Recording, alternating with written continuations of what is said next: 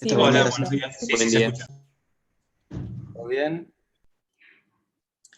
Bueno, creo que estamos todos, ¿no?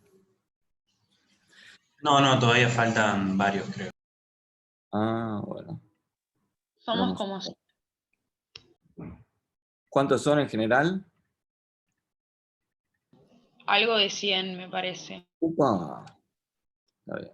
¿Y cómo viene la cursada? ¿Bien? ¿Se entienden los videos y eso? Más o menos. Sí, los videos están buenísimos y tienen un montón de imágenes y eso también está buenísimo. Perfecto. ¿Tiene alguna duda de alguna clase o algo? ¿Si vamos viendo algo de eso o quieren hablar de otra cosa?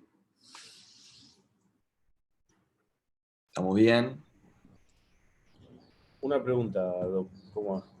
Sí. ¿Quién habla? Maximiliano. Dale, Maxi. Sobre tumores craneales, ¿qué es lo que hay que saber más que nada? ¿O en qué hacer hincapié, por ejemplo?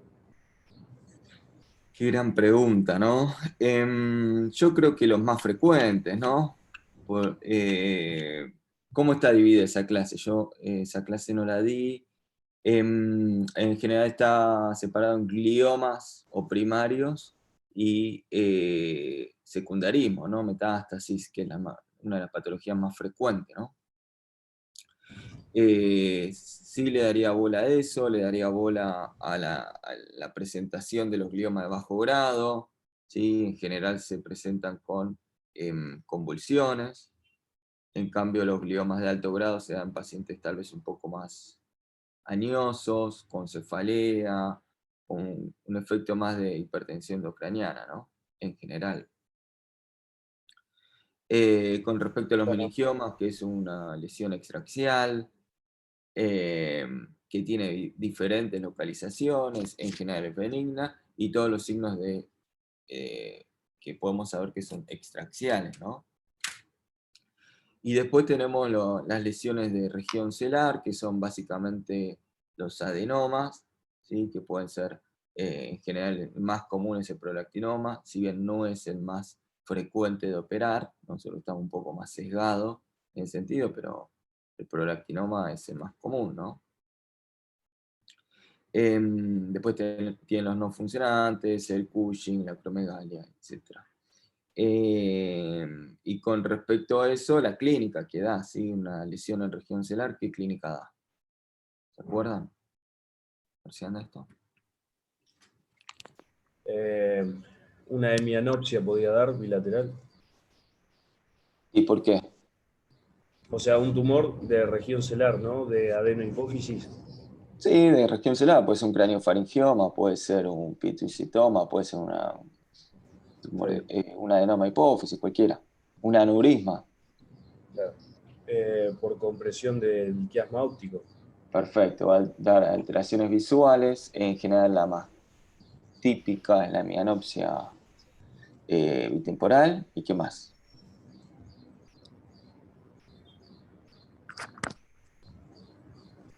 Bueno, patologías, sí, alteraciones visuales también relacionadas al movimiento de los ojos por, no sé, compresión del tercer par o del sexto par.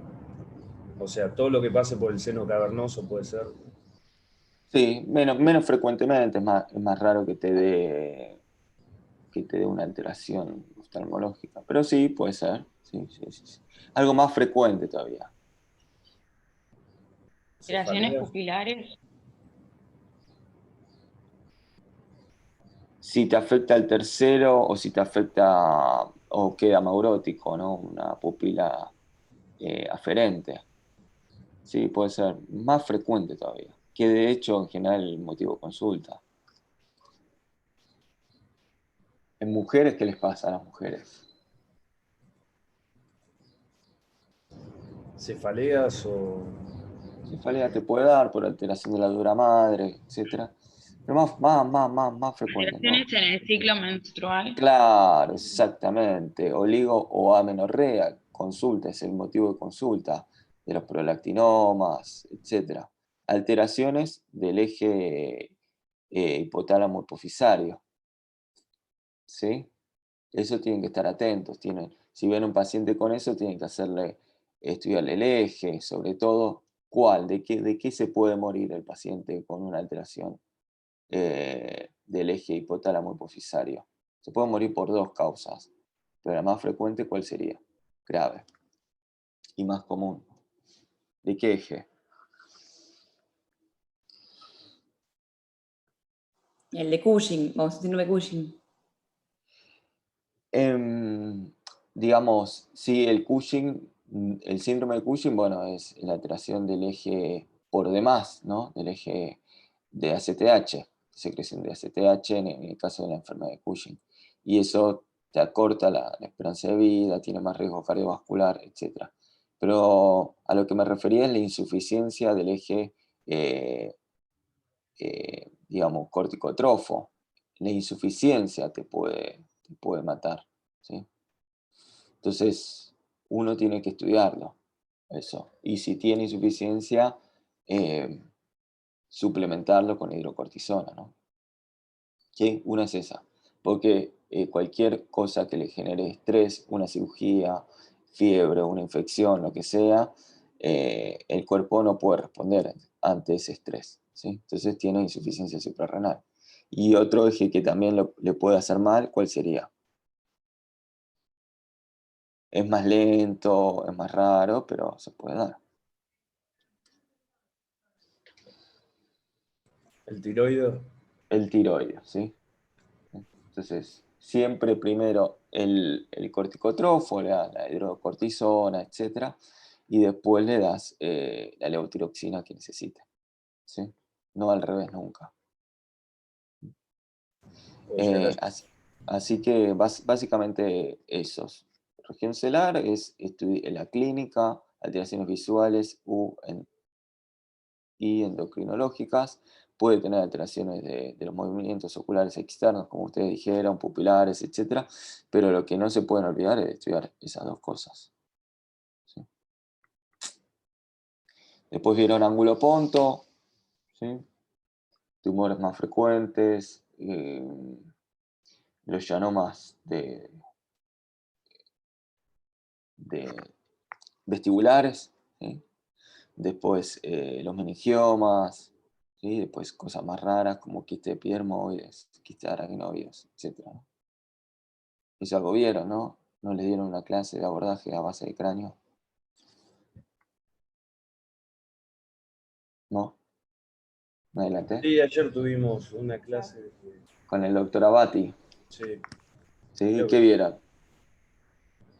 No, o sea, como diferentes tipos de ingresar a la cavidad encefálica, digamos, o sea, por tumores, ya sea en fosa anterior, puede ser, o también, bueno, en base de cráneo. Mm. Más que Sí. nada los Y celulares. es algo complejo igual. Algo bastante específico, ¿no? Para ustedes, digamos, cuesta hasta en la residencia entenderlo. Para un alumno, como bastante complejo. Sí es pintoresco, ¿no? Es lindo, los videos, etcétera, pero bastante complejo. Sí. ¿Y qué más vieron? Ya vieron el práctico del glioma, de metástasis, etcétera, ¿no? ¿Tengo entendido o no? Creo que tumores no. ¿Tumores no? No. Eso después lo va a dar el doctor Señor. No, Se supone esa que clase no. justo no pudo venir el doctor. Ujú. Ah, bueno.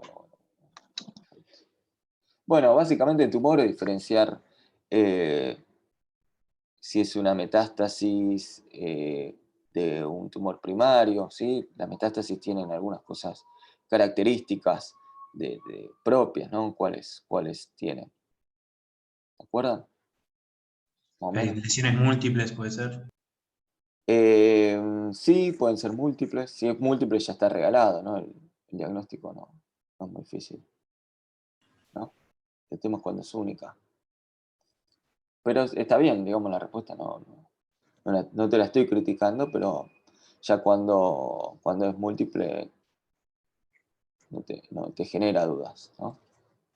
Pero si es única, ¿dónde está localizado? La región córtico-subcortical. Perfecto, ¿qué más?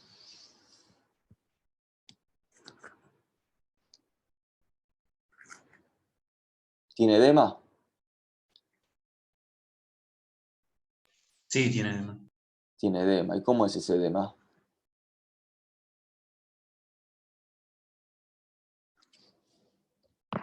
En dedo de guante. ¿Sí? Un edema en dedo de guante, mucho más edema que tumor, con mucho efecto de masa. ¿Realza o no realza?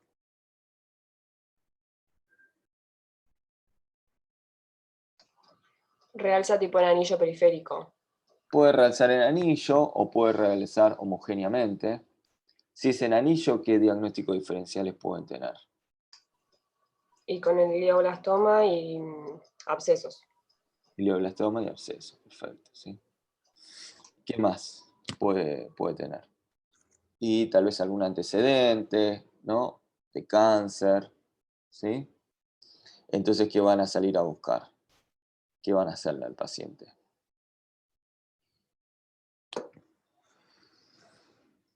Buscas el tumor primario. Claro, ¿sí? O secundarismo, ¿sí?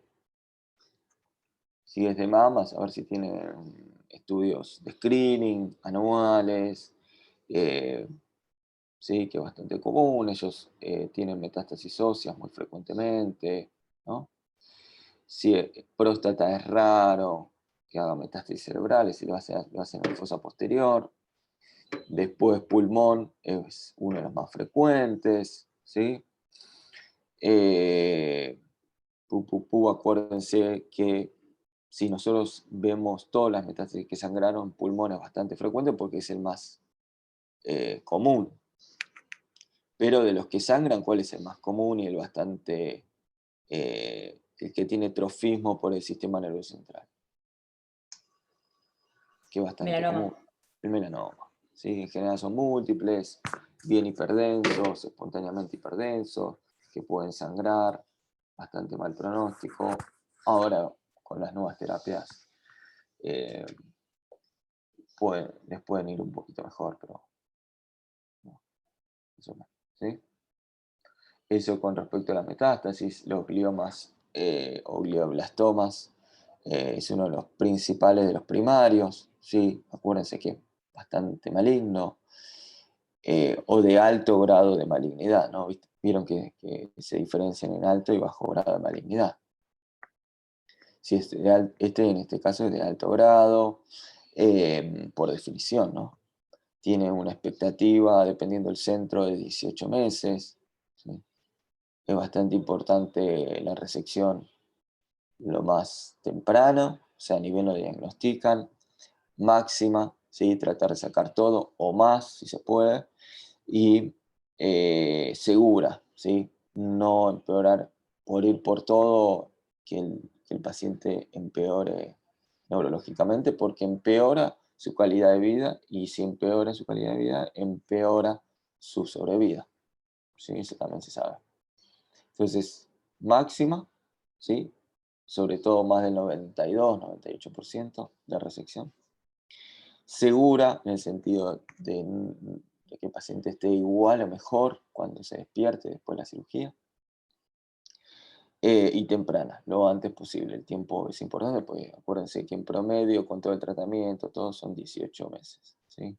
Después va a importar las mutaciones, sobre todo el IDH, si está mutado o no, el GMT-MT, ¿sí? Que es una mutación que nos habla de si va a responder o no a la temozolamida. El 1P19Q, la de lesión, que nos habla de oligoblastoma, ¿sí? Eso es mejor pronóstico. Y después, bueno, el tratamiento de rayos y temozolamida. Glioma de bajo grado, en general se dan en gente más jóvenes, debutan con convulsiones, algunas son bastante refractarias al tratamiento. También el tratamiento es la cirugía, resección máxima, sobre todo en estos pacientes, ¿no? Máxima, tiene que ser segura porque estos pacientes dependen de las mutaciones, la biología molecular, la histología, pueden vivir 10, 15 años. Entonces, si uno lo deja secuelado, va a vivir menos, pero encima 10 años semipléjico no es lo mejor, ¿no? Y bueno, también el tratamiento en general se debate mucho, pero está en radio y quimioterapia. Hay diferentes esquemas. Y después, bueno, están los meningiomas, que van a tener que estudiar la localización, que es bastante frecuente, es extraxial, tiene cola dural, un realce homogéneo, y puede ser de la convexidad, de la hoz, del ala del esfenoides. Esos son los más comunes. El tratamiento también es la cirugía, si es sintomático, si está creciendo, si uno lo va controlando y ve que está creciendo, sobre todo en pacientes jóvenes, con más de 3 centímetros, uno tiene más tendencia a operarlo, ¿sí? Es más común en mujeres, y bueno, hay 3 tipos: típico, atípico o anaplásico, ¿sí? En general, atípico y anaplásico también se irradian. Así que básicamente es eso. ¿Sí? Un poco de tumores, hablando rápidamente mientras sus compañeros se conectan. ¿Sí? ¿Algo más? ¿Una duda? No. ¿Estamos bien? ¿Me escuchan? Sí, Sí, perfecto. sí. Sí, ¿Sí? Bueno, empezamos. ¿Sí? La idea de este práctico, yo sé que muchos de ustedes, ninguno va a seguir neurocirugía. Sí, muchos de ustedes van a hacer seguramente clínica médica o algo, digamos, que van a ver en la guardia. Entonces mi idea es que reconozcan a grandes rasgos la hidrocefalia, sepan cuándo uno se tiene que apurar y cuándo uno está con tiempo de pensar, de llamar al neurocirujano, de debatir, de leer, etc. ¿Sí? La idea es que ustedes participen mucho, me gustaría que ustedes participen, porque este práctico está hecho para ustedes, ¿no? Así que cualquier duda, no duden en parar. Y bueno, nada, empezamos. ¿Dale? La idea es ver un poco de hidrocefalias, algoritmos diagnósticos y de tratamiento, ¿sí? Pero sobre todo de diagnóstico, ¿sí? Saber reconocerlo. Entonces los objetivos de esta clase va a ser diferenciar las diferentes entidades. Acuérdense que a grandes rasgos a lo que me refiero con que dividan las aguas es si tiene hidrocefalia o no, si esa hidrocefalia es comunicante o qué otro tipo puede ser. La No otra que comunicante. No comunicante. o no comunicante u obstructiva, ¿sí? Entender la clínica, cada uno va a tener una clínica un poco más diferente, puede estar solapado, pero quiero que se lleven este concepto. No siempre es así como en medicina, pero más o menos se lleven un concepto. Diferenciar de otras patologías, por ejemplo la atrofia cerebral, ¿sí? Que los ventrículos también son grandes, sin embargo no es hidrocefalia. Analizar los estudios imagenológicos para poder diferenciar si estas hidrocefalias son comunicantes, no comunicantes, si están evolucionando o si están estancados, si tienen signos de mal pronóstico, etcétera, etcétera, etcétera, ¿sí? Y entender un poco el tratamiento, ¿sí? ¿Qué problemas tenemos cuando uno se acerca a este tipo de pacientes? Son las clínicas, el cuadro clínico que tiene el paciente, cómo se diagnostica, ¿sí? Y qué opciones terapéuticas contamos, ¿sí? Entonces vamos con el primer caso clínico. Van a ser 2 casos clínicos. Me gustaría que ustedes participen y se pongan en el papel de neurocirujano o, no sé, clínico en una guardia externa y se encuentra con este paciente, ¿sí? El caso clínico número 1 es un paciente varón de 50 años que nos consultó por un deterioro del sensorio. Como antecedentes, tenía hace 6 meses una inestabilidad en la marcha y agregó en los últimos 3 imposibilidad para deambular e incontinencia urinaria. Cuando ustedes le dicen inestabilidad en la marcha, alteración urinaria de esfínteres, ¿qué piensan? 50 años. ¿Qué pueden pensar si uno es unicista? En una hiperplasia prostática. ¿Y por qué la inestabilidad en la marcha? 50 años es un poco joven, ¿no? Para hiperplasia, pero puede ser, ¿no? ¿Y por qué inestabilidad en la marcha? No, la marcha no, yo lo asociaba a la dificultad para orinar, por ejemplo. Sí, puede ser. puede ser que solamente sea inestabilidad en la marcha y encima tiene HPV, ¿no? Pero bueno, siendo un poco más unicista, ¿sí? Acuérdense que algunas patologías de línea media generan inestabilidad en la marcha, ¿sí? O sea, alteración de miembros inferiores y alteraciones esfinterianas, ¿no? ¿Se acuerdan del homúnculo Penfield? Que los miembros inferiores están en la cara medial y en la convexidad está mano, cara, ¿sí? Sigamos. Puede ser algo de columna, ¿no? Inestabilidad en la marcha e incontinencia urinaria. También puede ser. En las últimas 24 horas presentó cefalea y vómitos. ¿Eso a qué les hace acordar? Cefalea y vómitos. Hipertensión endocrinal. Hipertensión ucraniana. ¿Qué tipo de hipertensión endocraniana?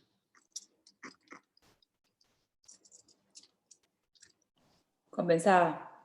Compensada, perfecto. Entonces, cuando se les pregunta o se le asocia hipertensión endocraniana, acuérdense, depende, la clínica depende, ¿sí? Si está compensada o descompensada, depende de la fase de la estancia, de compliance del sistema, ¿no? ¿Se acuerdan que tiene una fase 1 compensada, que era como una meseta, y una fase descompensada con deterioro rostrocaudal y una curva exponencial? ¿Sí? Entonces nos estamos ya entrando a cefalea y vómito compensada y deterioro del sensorio ya está descompensándose. ¿Sí? O sea que tiene algo de hipertensión endocraniana, ¿no? ¿Estamos de acuerdo o no? Sí. Sí. Sí, de Sí, sí. acuerdo. Perfecto. Al examen físico tiene apertura ocular al estímulo doloroso, ¿sí? Nistagmo bilateral y desviación de la úvula hacia la izquierda. Nistagmo bilateral y desviación de la úvula hacia la izquierda, más o menos. ¿En dónde podría estar la lesión?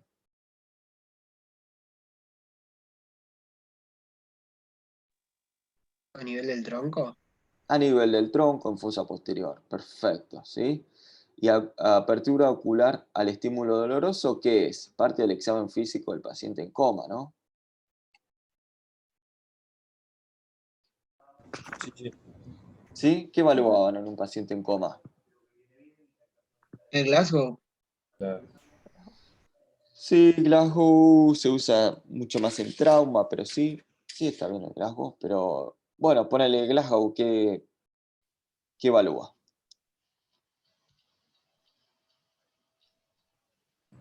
Respuesta motora, respuesta Motora, verbal.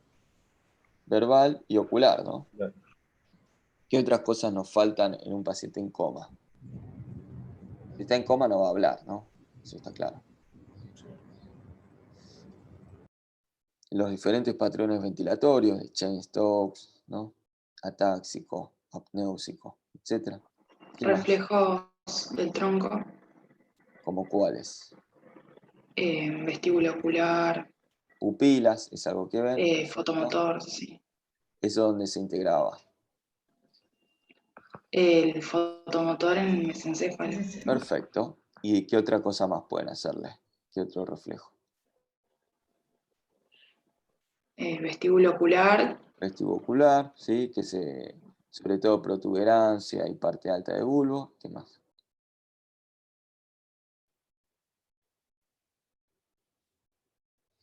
Nauseoso, ¿no? Para ver el bulbo, sí. ¿sí? Entonces ahí tienen patrón ventilatorio, pupilas, óculo cefálico, motor, ¿sí? Ahí tienen casi todos los parámetros que ustedes tienen que ver para el deterioro rostrocaudal, ¿no? ¿Estamos bien? Sí, sí. Sí, sí. Sí, sí. ¿Sí? Bueno, ¿y qué estudio le pedirían a este paciente?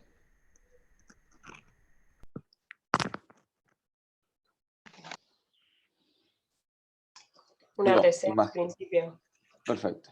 Perfecto. ¿Sí? Alguna neuroimagen. ¿Sí? En nuestro caso, ahora van a ver, teníamos una resonancia. ¿Sí? Características clínicas que presenta, tiene en este caso un deterioro rostrocaudal, ¿sí? De hipertensión endocraniana, se está descompensando, tiene algo en tronco o en fosa posterior, ¿sí? Así que eso un poco lo vimos. ¿Cómo se diagnostica? Alguna neuroimagen, tomo si está muy mal, o rezo si ya le hicieron la tomo y sospechan algo más, o si tienen tiempo y lo pueden estudiar mejor, ¿no? Después vamos a ver qué opciones terapéuticas tenemos, ¿sí? ¿Cómo se diagnostica? En la hidrocefalia, y esto es la clave de esta charla, si tiene o no hidrocefalia.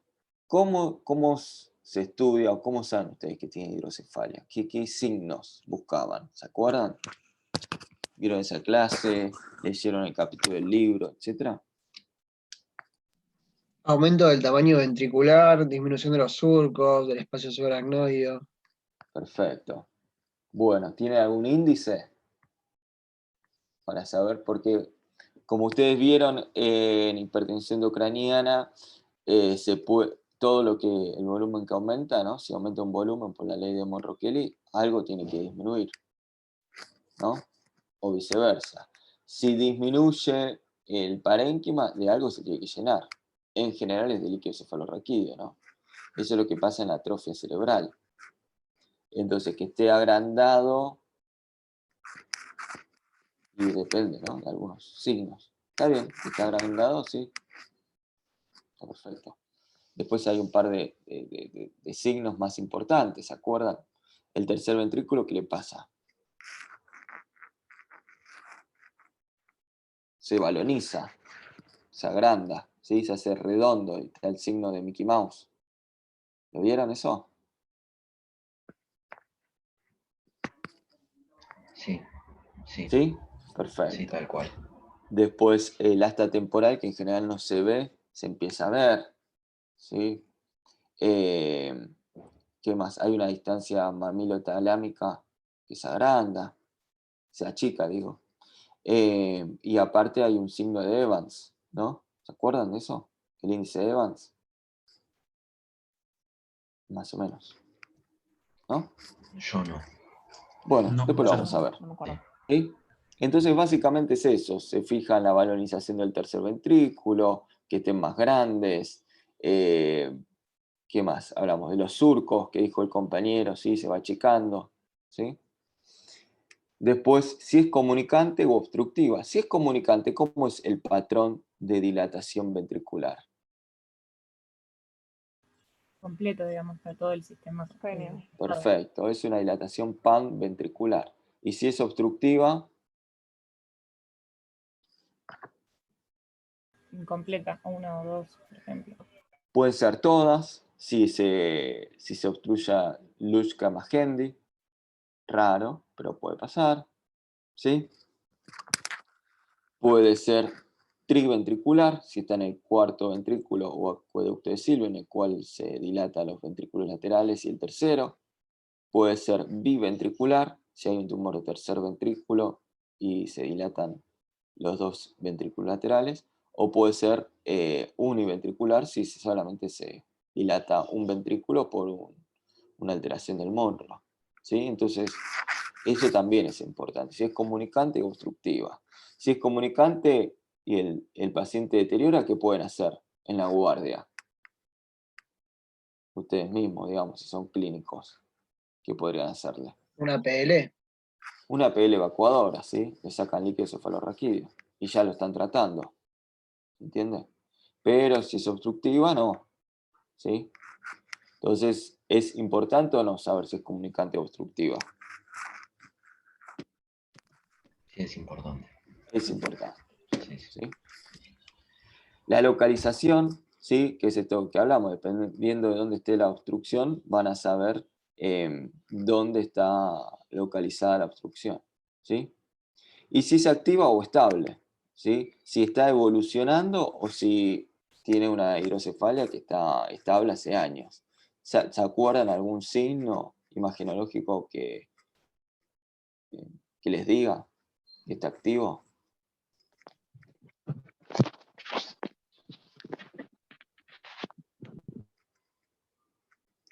¿No? El edema transeplendimario, ¿sí? Eso nos habla de que está activa, Sí, después lo vamos a ver. Y si la dilatación aumenta, también nos habla de que está activa. Si el paciente empeora o va progresando, también nos habla de que está activa. ¿Sí? Les hago una pregunta. ¿Causas de hidrocefalia comunicante, que son bastante comunes, cuáles son? ¿Se acuerdan?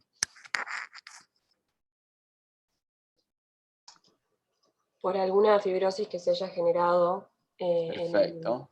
¿Y qué espacio, puede generar fibrosis? alguna infección o hemorragia. Meningitis, hemorragia, perfecto. ¿Sí? Que puede ser una hemorragia subaracnoide, una ruptura aneurismática, ¿sí? Una hemorragia subaracnoidea por aneurisma, ¿no? O por, ¿cuál es la causa más común de hemorragia subaracnoidea? Trauma. Trauma, ¿sí? Entonces al paciente le tienen que preguntar si tuvo algún traumatismo, si tuvo meningitis o si tuvo algún tipo de sangrado, ¿sí? Esas son las causas más comunes de la comunicante. ¿Está bien? ¿Seguimos? ¿Entienden la lógica del análisis que vamos a hacer? Perfecto. ¿Sí? Bueno, primera pregunta, tiene hidrocefalia, signo de Evans, ¿sí? El más común es, buscan un corte a nivel de los forámenes de Monro. ¿Se ve el mouse? No. Sí, se ve. Se ve. Sí, sí, ¿Se ve? sí. Sí, sí, se ve.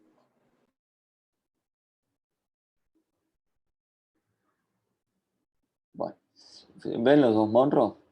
Lo que hacen es medir esta distancia dividido la distancia máxima biparietal, ¿sí? ¿Cuánto es un número para que sea hidrocefalia? O pensemos en hidrocefalia, ¿no? ¿Saben? 2.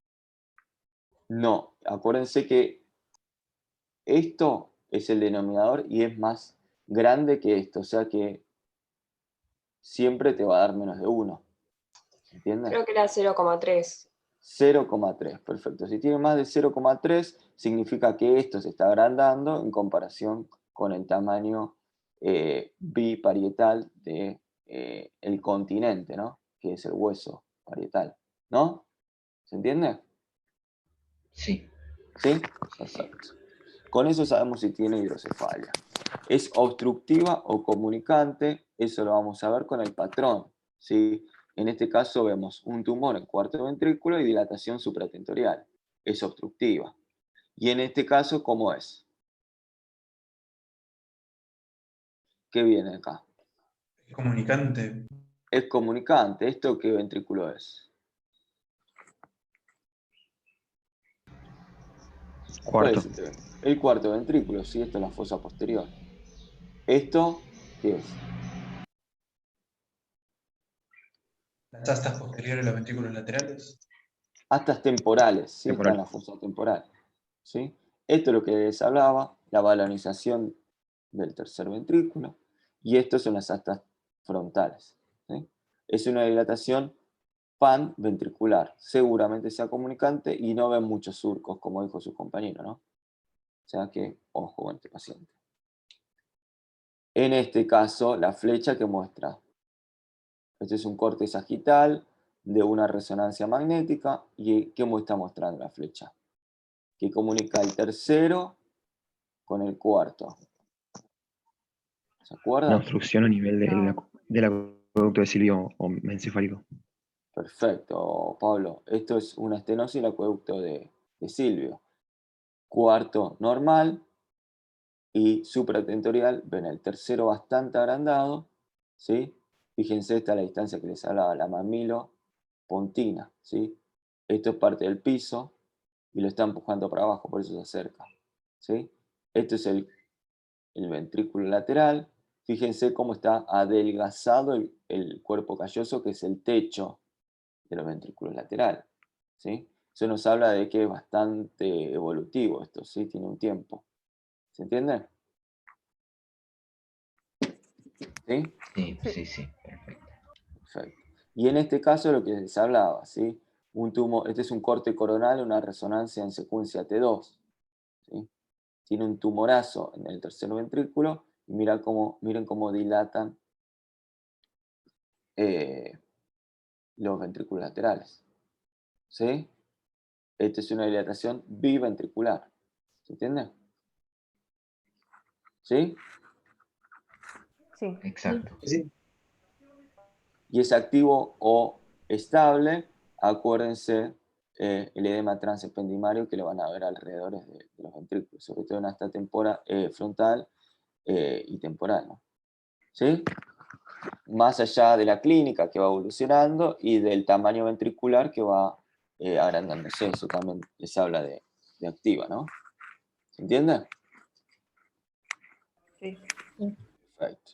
Entonces veamos el caso. ¿Se acuerdan que era un señor de 50 años que vino con deterioro sensorio, alteración de la úvula, nistagmo, cefalea y vómito hace 24 horas? Y esta es la resonancia, ¿sí? ¿Qué tiene acá? Un tumor, ¿no? ¿Sí? Y fíjense, ¿qué dilató ahí?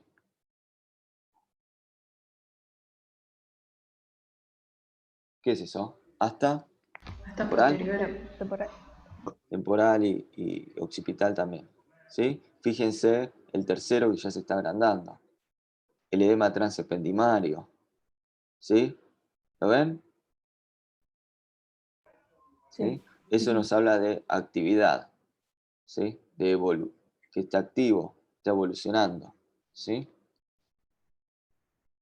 Fíjense, este es el sagital. ¿Qué tiene acá? ¿Se llega a ver? ¿Sí? Si esto es el foramen magno, ¿qué es el está herniando? Las amígdalas. ¿Sí?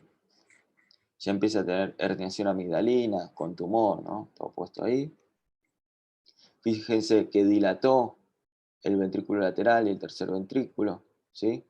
Que el cuerpo calloso está adelgazado. Eso nos habla de que es bastante crónico. ¿Se entiende? Sí, perfecto. ¿Sí? El tercero, el ventrículo lateral agrandado, el cuerpo calloso adelgazado. ¿Sí? Acá lo mismo. ¿Qué ven en el corte coronal? ¿Qué es esto? ¿Qué ventrículo? Tercero. El tercero. ¿Y cómo está? ¿Es una línea como normalmente es o está balonizado? Balonizado. No, Está organizado. balonizado, ¿no? Y las astas temporales que dijimos que son en general muy chiquititas, ¿cómo están? Dilatadas también. Agranadas. Dilatado. Y esto también, ¿sí? Los ventrículos laterales muy dilatados, ¿sí? ¿Se entiende? Bien. ¿Sí? Sí. Entonces, ¿tiene hidrocefalia o no? ¿Cómo lo calculamos? A dividido B, lo normal es que sea menos de 0,3, a él le da 0,33 aprox, ¿sí? ¿Tiene hidrocefalia la primera pregunta? Sí. Sí, Sí. perfecto. La segunda pregunta es, ¿comunicante u obstructiva? ¿Qué es? Obstructiva. Obstructiva, porque ¿qué patrón de dilatación ventricular tenía? Acá se ve heterogéneo, se ve partes de los ventrículos dilatados. 1, 2, 3 o 4. ¿Cuántos ventrículos? Creo que habíamos visto 3, si no me equivoco. 3. Triventricular, ¿sí? Típico de una de fosa posterior o acueducto de Silvio, ¿sí? Triventricular. Es obstructiva, triventricular, ¿sí? ¿Es activa o está estable? Es activa. Es activa, fue empeorando clínicamente y aparte veíamos el edema transependimario, ¿sí? ¿Entiende? ¿Contestamos todas las preguntas que se deberían hacer? Sí, perfecto. Ya vimos las características clínicas, cómo se diagnostica y qué opciones terapéuticas contamos. ¿Qué opciones terapéuticas contamos? ¿Se acuerdan? Médica, quirúrgica. A ver, contame un poco de médica. Había leído que se daba acetosolamida. ¿Qué es la acetazolamida? Inhibe la secreción de líquido cefalorraquídeo. ¿Cómo? No, el mecanismo de acción no lo conozco. ¿No es inhibidor de la anidrasa carbónica? Es inhibidor ¿y qué tiene que ver la anidrasa carbónica en la síntesis de líquido cefalorraquídeo? Participa en la formación del líquido. Claro, pero ¿cómo?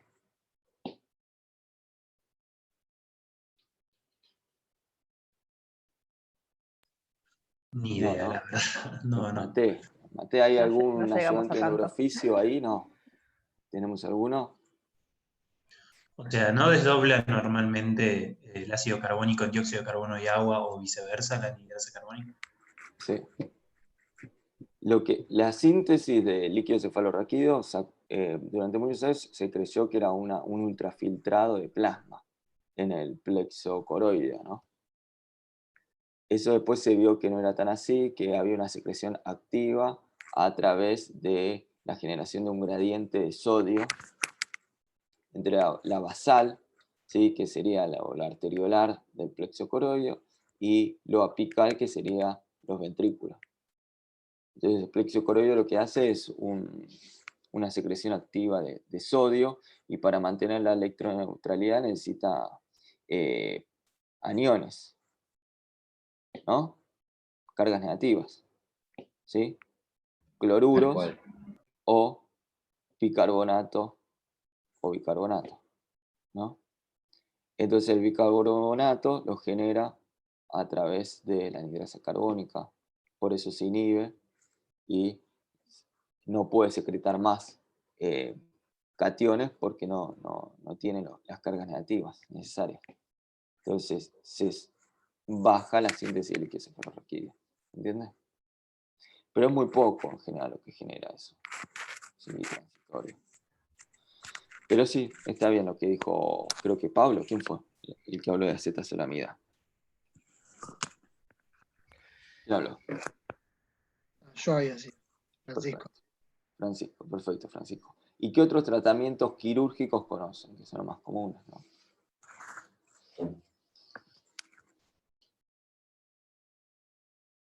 ¿Se acuerdan? ¿O más o menos?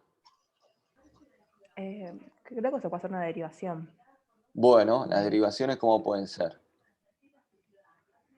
Internas o externas, ¿no? Sí. Las externas, ¿cuáles conocen? ¿Dónde le pueden poner un catéter? Ya dijimos uno.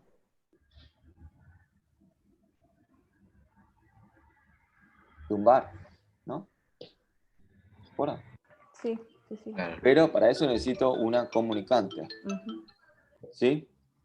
¿Y qué otro lugar se puede poner? Si está dilatado los ventrículos, ¿dónde le pueden poner? El ventrículo. En los ventrículos, ¿sí? Perfecto. Muy bien. Transitorios o permanentes. Ahí estamos hablando de los transitorios, ¿sí? Que son los drenajes lumbares externos o drenajes ventriculares externos, ¿sí? ¿Por qué uno no lo puede dejar toda la vida al paciente con eso? Riesgo de infección. Exactamente, ¿sí?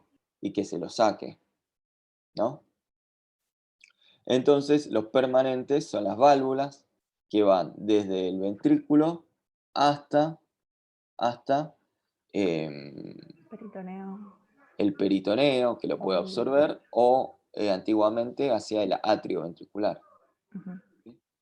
El atrio cardíaco, ¿sí? Así que esas son las dos. Y la otra es la tercera ventriculostomía endoscópica, ¿sí? Que no es más que comunicar el tercer ventrículo con las cisternas basales, ¿sí? Pero para eso, ¿qué necesitas?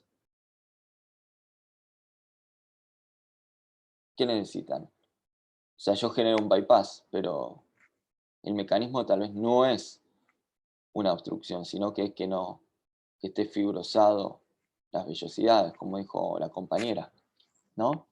Tenés que Entonces desobstruir. no se va a absorber nunca. ¿Se entiende? Si la causa es la fibrosis, por ejemplo, meningitis, hemorragia subaracnoidea, trauma o lo que fuere, por más que yo genere una nueva vía de paso del líquido cefalorraquídeo, no se va a absorber. ¿Sí? entonces no me va a servir la tercera ventriculostomía endoscópica. ¿Se entiende? Sí. Entonces, tercera ventriculostomía endoscópica se utiliza en las obstructivas, ¿sí? No en las comunicantes. ¿Se entiende? Mientras que la válvula, ¿cuándo se puede usar?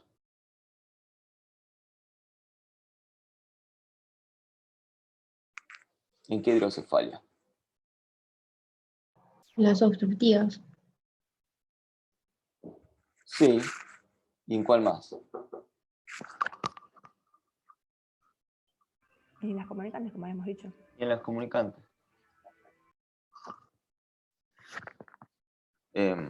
Acá más o menos. Ok. ¿Sí? ¿Se entiende? La válvula se puede poner en las dos y la tercera ventriculostomía endoscópica en una sola. ¿Sí? ¿Eso por qué?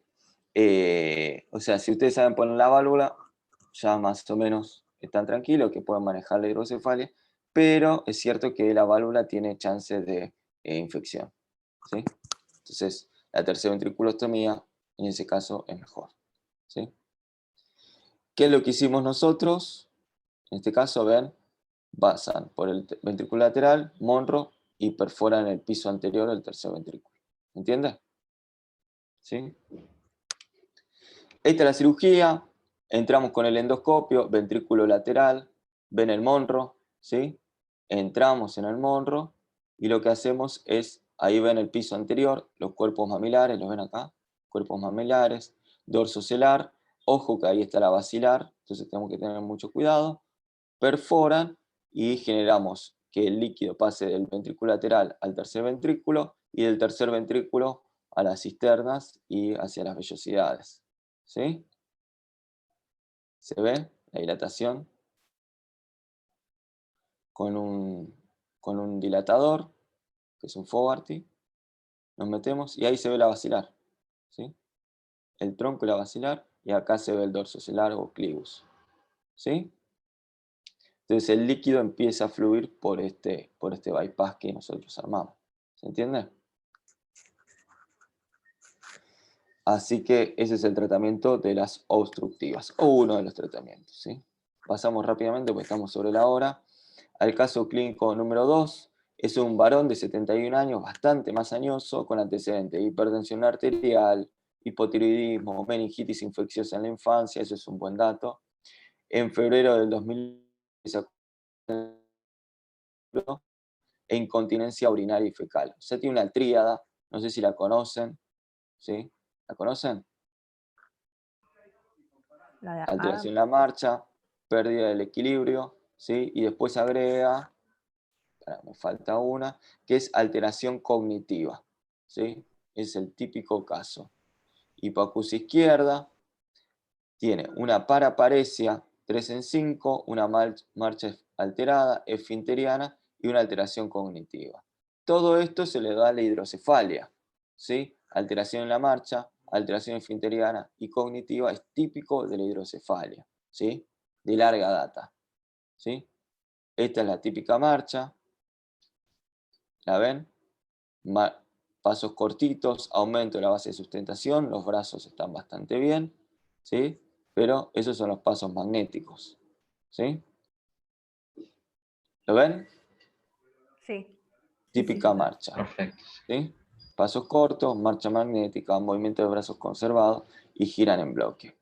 ¿Con qué lo tenemos que diferenciar? Paciente añoso con un canal estrecho cervical, con un canal estrecho lumbar y con el Parkinson, ¿sí? Todas entidades muy frecuentes en este grupo etario, ¿sí?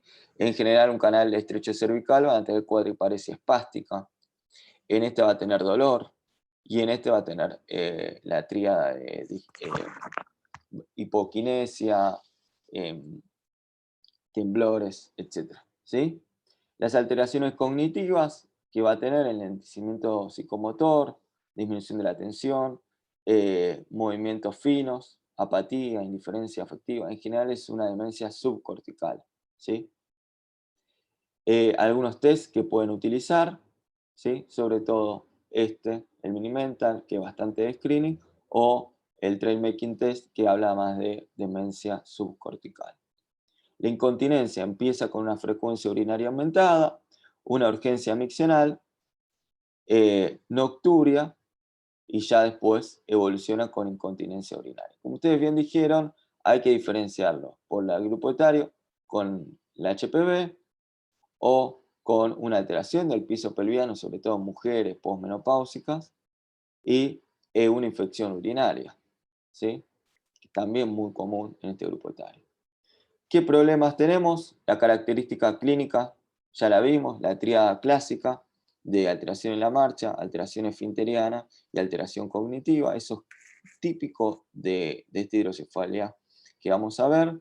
¿Cómo se diagnostica? Lo mismo, imágenes y qué opciones terapéuticas contamos. ¿Cómo se diagnostica? Esta es la resonancia del paciente. Ven la dilatación ventricular, el edema transependimario, todas las actas dilatadas, acá también tiene edema transependimario, el tercer ventrículo está dilatado, ¿sí? Y en fosa posterior tiene un tumorazo, ¿sí? ¿Cuál es el más común del ángulo pontocerebeloso? ¿Se acuerdan? Rápidamente. Schwannoma. Schwannoma vestibular. Se Vestibular. mete por el poro acústico, pero si bien toca el tronco, no colapsa el cuarto ventrículo. O sea que, ¿qué tipo de hidrocefalia es? Comunicante. Comunicante, perfecto. ¿Sí? Esa tríada clásica que les mostré, alteración esfinteriana, alteración en la marcha y alteración cognitiva, es típico de las comunicantes de larga evolución, ¿no? Si uno lo deja evolucionar. ¿Sí? Esta es la tríada más lo imagenológico, que es la ventrículomegalia. Eso da la hidrocefalia comunicante. Ya lo vimos, lo clínico, la tríada clásica, cómo se diagnostica una dilatación panventricular y qué opciones terapéuticas tenemos. ¿Qué van a hacer? Dijimos tercer ventriculostomía, ¿le harían o no? No. No, ¿sí? Porque la alteración está en la producción o en la reabsorción. Entonces, en este caso, el mejor tratamiento es la derivación ventrículo-peritoneal, ¿sí? Y como conclusión, tenemos que las hidrocefalias obstructivas en general se presentan con un síndrome de hipertensión endocraniana. Las hidrocefalias comunicantes generan la tríada clásica, alteración en la marcha, alteración esfinteriana y alteración cognitiva. Los estudios imagenológicos se debe analizar la presencia de hidrocefalia, el patrón de dilatación, si es triventricular, panventricular, biventricular, etc. y los signos de evolutividad. El tratamiento de las hidrocefalias obstructivas puede ser la tercera ventriculostomía endoscópica o la válvula, mientras que las comunicantes solamente la válvula de derivación ventrículo-peritoneal. ¿Sí? Eso es todo. ¿Sí? ¿Alguna duda? Estoy un poco corto de tiempo porque se nos hizo medio largo la introducción, así que cualquier duda nos consultan, tienen mi mail, así que estamos en contacto. ¿Sí? Bien, gracias. Perfecto, ¿Les quedó claro? muchísimas Muchas gracias. gracias. Perfecto. Bueno, Gracias, doctor. hasta luego. Gracias, doctor. Chau, chau.